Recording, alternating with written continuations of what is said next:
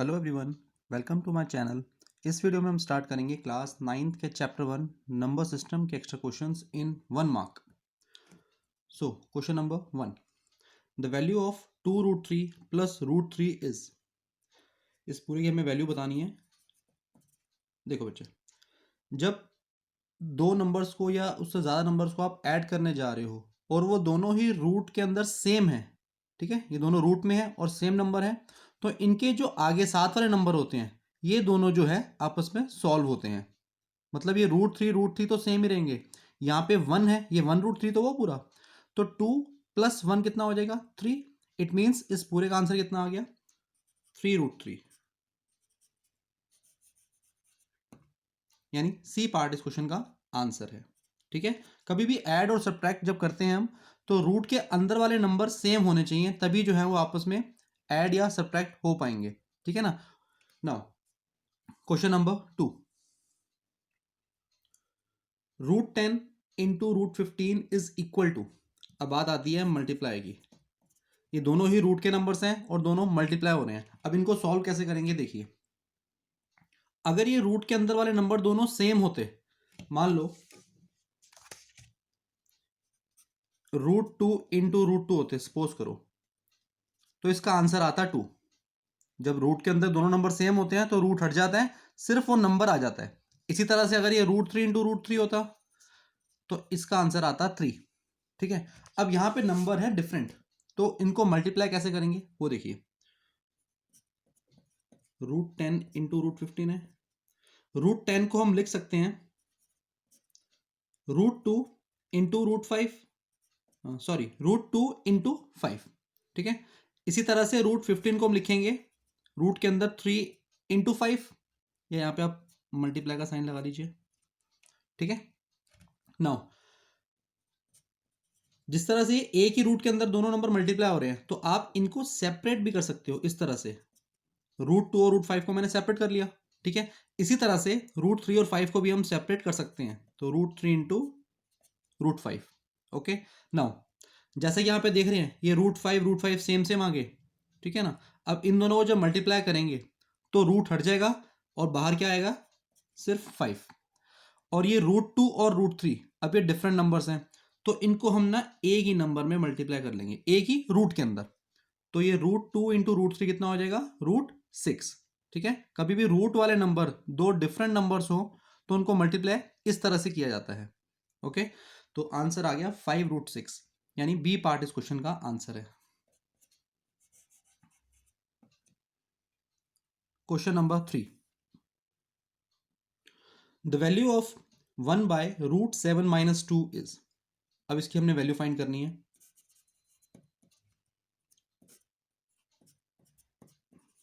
Denominator में कभी भी रूट वाला नंबर हो तो उसको हमेशा हम रेशनलाइज करेंगे।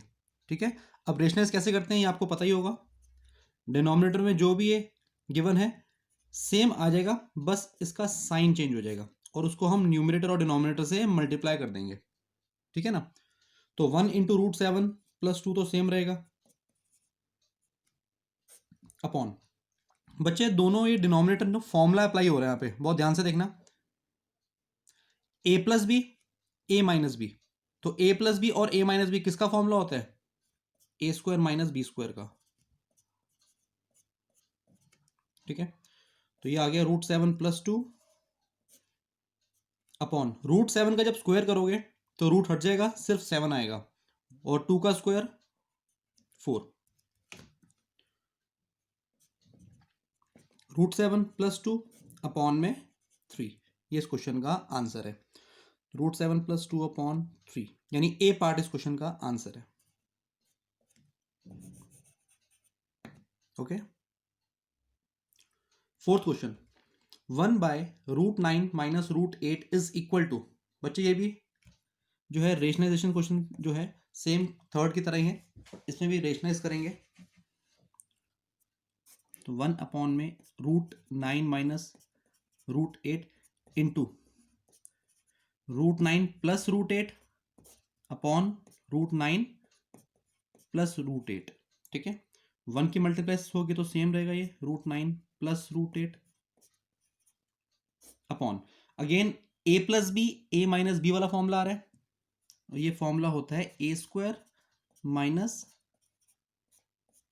बी स्क्वायर का, ठीक है।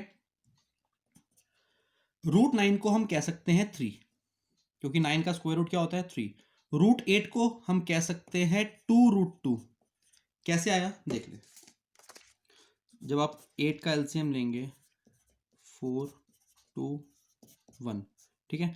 अब हमें 8 का स्क्वायर रूट निकालना है, तो यहां से सेम सेम नंबर के पेयर बनाएंगे, ठीक है। तो सिर्फ यहाँ पे एक ही पेयर बना, तो यहां से इन दो 2 में से एक 2 बाहर निकाल लें, और ये सिंगल 2 रह गया। ये जो सिंगल 2 रह गया ये तो रूट में आ जाएगा, और जिस पेयर में से बाहर निकला ये रूट से बाहर रहेगा। तभी 8 का स्क्वायर रूट क्या होता है 2√2, ठीक है। अपॉन रूट 9 का स्क्वायर 9 माइनस रूट 8 का स्क्वायर 8। तो इसका आंसर आ गया 3 प्लस 2√2 अपॉन में 1। अपॉन 1 लिखने की नीड है नहीं, तो ये 3 plus 2√2। D part is the answer. Okay. Now, fifth question. The value of fourth root 81 to the power -2. अब इसको फाइंड कैसे करेंगे, इसकी वैल्यू को देखिए।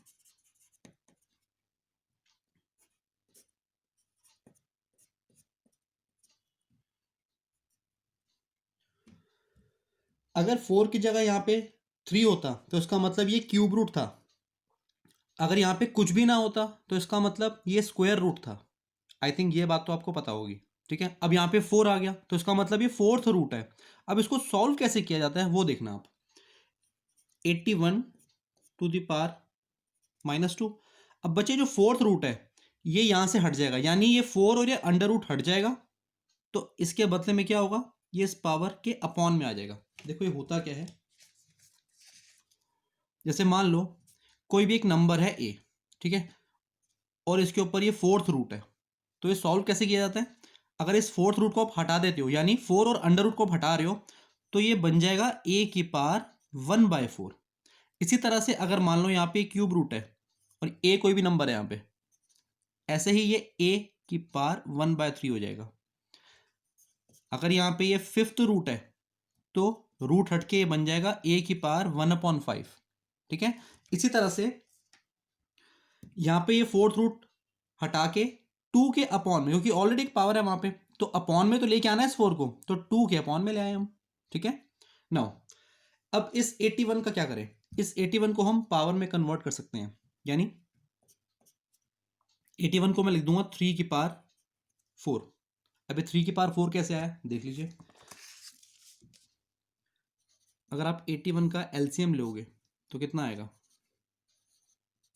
27 9 3 1 1 2 3 4, यानी 3 जो है वो 4 टाइम्स आ रहा है, यानी 81 को हम 3 की पावर 4 लिख सकते हैं, ठीक है। सिंपल है कि होल पावर -2/4। ओके नेक्स्ट, अब पावर के ऊपर पावर है तो दोनों पावर्स क्या हो जाती हैं मल्टीप्लाई। बचे 4 to 4 कैंसिल आउट, ये बच गया 3 की पावर -2। अब ये नेगेटिव पावर है, इसको पॉजिटिव करने के लिए रेसिप्रोकल में लेकर आएंगे, तो ये हो जाएगा 1/3²। तो 1/3² का मतलब है 1/9, यानी इस क्वेश्चन का जो आंसर है वो ए पार्ट है। Okay now question number 6, find the value of 625 to the power -1/4। 625 power -1/4। अब इसको मुझे जो है पावर में कन्वर्ट करना पड़ेगा, तभी तो पावर टू पावर कुछ कैंसिल हो पाएगी, है ना। अब एक काम करते हैं, 625 को हम एलसीएम ले लेते हैं, यही से जो है हमें पता लगेगा कि इसको पावर में कैसे हम कन्वर्ट कर सकते हैं। 5 से करेंगे तो 5 125, 5 25, 5 5 5 1, यानी 625 के जो फैक्टर्स आ गए कितने आए 1 2 3 4, 5 जो है वो 4 टाइम्स आ रहा है, तो 625 को हम 5 टू द पावर 4 लिख सकते हैं।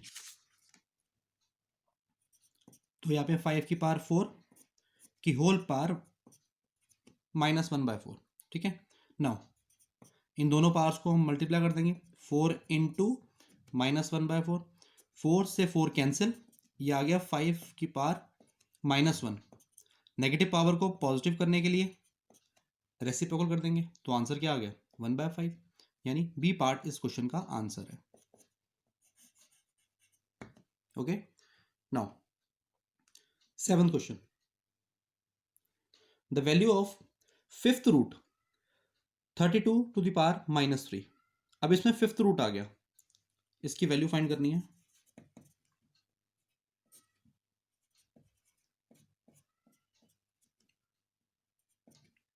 मैंने बताया हो आपको, यहाँ पे 4th रूट हो, 5th रूट हो, क्यूब रूट हो, स्क्वायर रूट हो, कुछ भी हो, तो जब इस रूट को हटाते हो तो वो जो है 1 में पावर आ जाती है। कैसे, देखो 32 की पावर ऑलरेडी एक -3 है, ठीक है ना।